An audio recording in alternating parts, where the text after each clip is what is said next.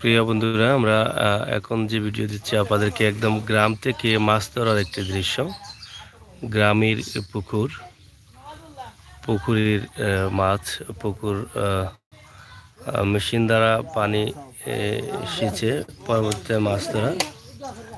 দেখি এটা দেখি, দেখি আর মাছ সেঙ্গিনি উপরে দিয়ে একটা আওলা দিয়ে দেন, পাইছে তো উপরে দিয়ে একটা আওলা দিয়ে।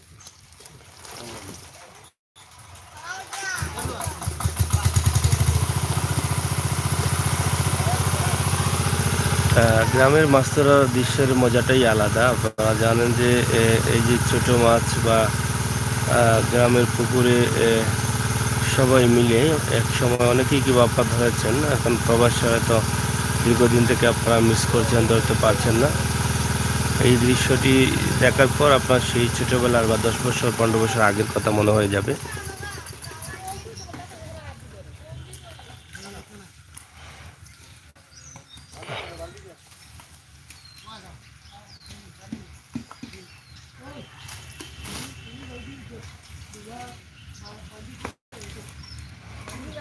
সুন্দর পরিবেশের মধ্য দিয়ে এই গ্রামের দৃশ্য।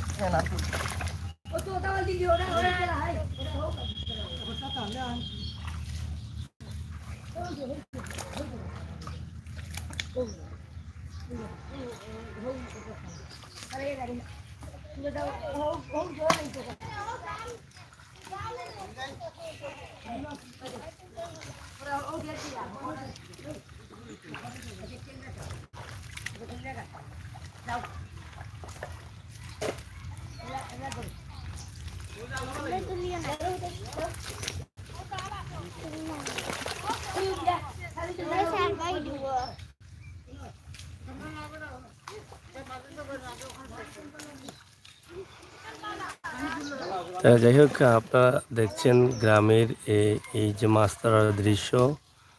আমরা যেটা আগে বলেছিলাম যে এই দৃশ্যটা এখন আর আগের মতো বেশি দেখা যায় না, খুবই কম দেখা যায়। আগে গ্রামে অনেক দেখা যেত, অনেক মানুষ, অনেক জায়গায় পুকুর ছিল। গ্রামের বিভিন্ন বাড়িতে পুকুর ছিল, প্রত্যেক বাড়িতেই কিন্তু পুকুর ছিল। এখন কিন্তু আর এই পুকুর নেই, কারণ এই পুকুরটাও কিন্তু হয়তো বিলীন হবার পথে। আপনারা দেখছেন যে এখানে পুকুরে পান নেই।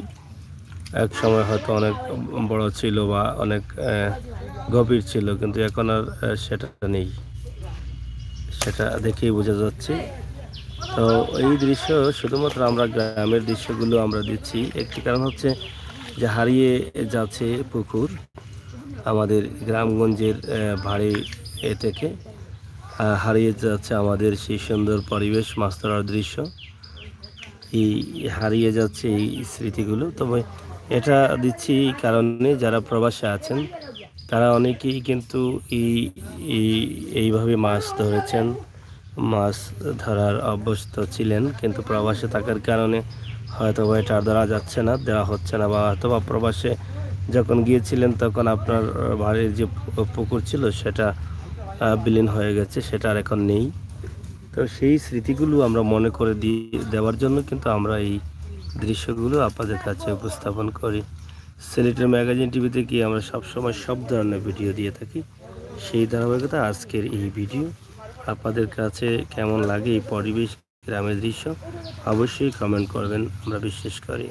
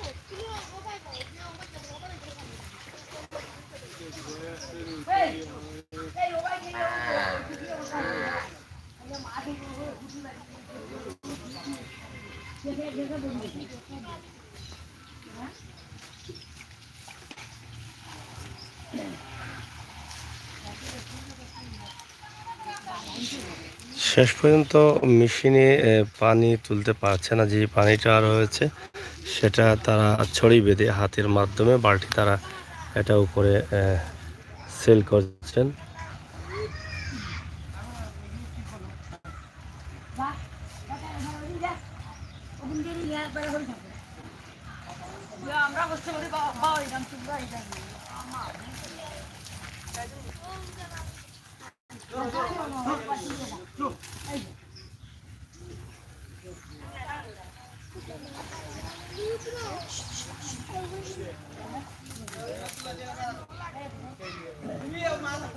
যাই হোক প্রিয় দর্শক, আমরা আজকে এই যে মাছ ধরার দৃশ্যটি আপনাদের কাছে দিলাম। আপনারা কমেন্ট করে জানাবেন কেমন লাগলো।